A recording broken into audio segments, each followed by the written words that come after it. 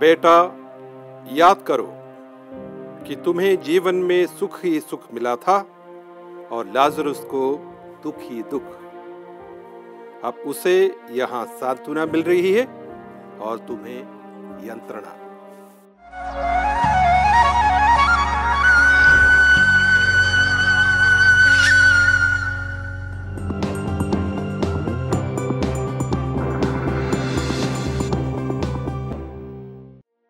आज के सुसमाचार में हम अमीर और कंगाल लाजरस का दृष्टांत सुनते हैं। लाजरस मर गया और स्वर्गदूतों ने उसे इब्राहिम के गोद में रखा। अमीर भी मर गया और उसे न बुझने वाले नरक में डाल दिया गया।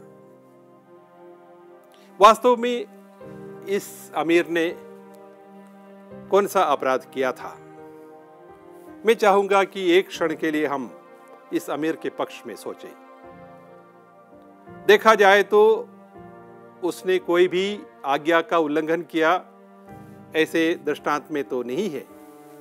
ऊपर से इस आदमी में कुछ अच्छी बातें भी हम देखते हैं। जब वह नरक की यंत्रणा सह रहा था तो वह अपने भाइयों के लिए सोचता है, कहीं उनके साथ भी ऐसा ना हो, इसलिए लाजरुस को उनके पास भेजने के लिए वो अनुरोध करता है।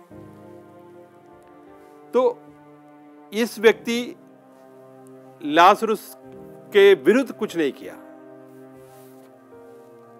हमारे जमाने के कोई अमीर व्यक्ति होता तो उस लाजरुस को वहां पड़े रहने नहीं देता, उसके फाटक पर सिक्योरिटी को बोल देता, उसे वहां से भगा देता। लेकिन इस अमीर व्यक्ति ने इस प्रकार का कुछ जुल्म उसके विरुद्ध किया ऐसा मालूम नहीं पड़ता, लेकिन फिर भी उसे नरक मिल गया। ना बुझने वाली आग में वो डाला गया। उसकी गलती क्या थी? उसके पाप क्या थे? उसके पाप थे उपेक्षा के पाप।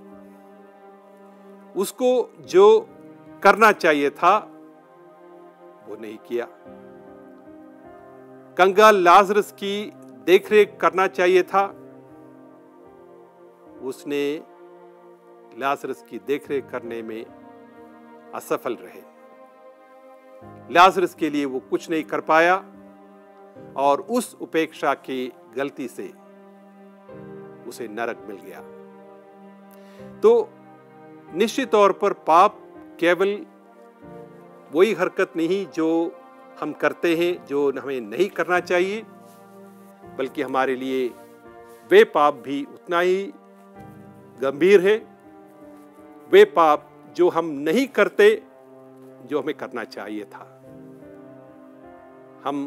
हमें करना चाहिए था वो हम करने में चूक जाते हैं, असफल रह जाते हैं। इन्हें उपेक्षा के पाप कहते हैं। वो भी उतना ही गंभीर पाप होते हैं। इसलिए हम मिस्सा के पश्चाताप की विधि में बोलते हैं, मन वचन कर्म से जो हमने किया है और अपना कर्तव्य पूरा न करने से जो पाप किया है, तो ये दोनों पाप है। दोनों पाप एक बराबर गंभीरता रखते हैं। इसीलिए अंतिम न्याय के समय जब प्रभु यीशु अपना न्याय सुनाते हैं, मेरे इन छोटे भाइयों में से किसी एक के लिए भी तुमने जो कुछ किया तुमने मेरे लिए किया, इसलिए तुम स्वर्ग में प्रवेश करो। मेरे इन भाइयों में से किसी एक के लिए, चाहे वो कितना ही छोटा क्यों न हो, जो कुछ तुमने नहीं किया तुमने मेरे लिए ही नहीं किया, इसलिए तुम नरक में जाओ। यही प्रभु का अंतिम निर्णय है। तो चालीसे के इस पुण्यकाल में प्यारे भाई और बहनों, प्रभु हमसे आदेश देते हैं, कलीसिया हमसे आग्रह करती है कि हम भले कार्य करते रहें, परोपकार के कार्य करते रहें, जरूरतमंदों की सेवा करते रहें। जहां जहां हम दूसरों की मदद करने की हमारे सामने गुंजाइश आती है, उन्हें हमें मदद, दिल खोलकर मदद करें। किसी भी प्रकार के उपेक्षा के, पाप के हम शिकार न बने। यही माता कलीसिया हमसे आग्रह करती है।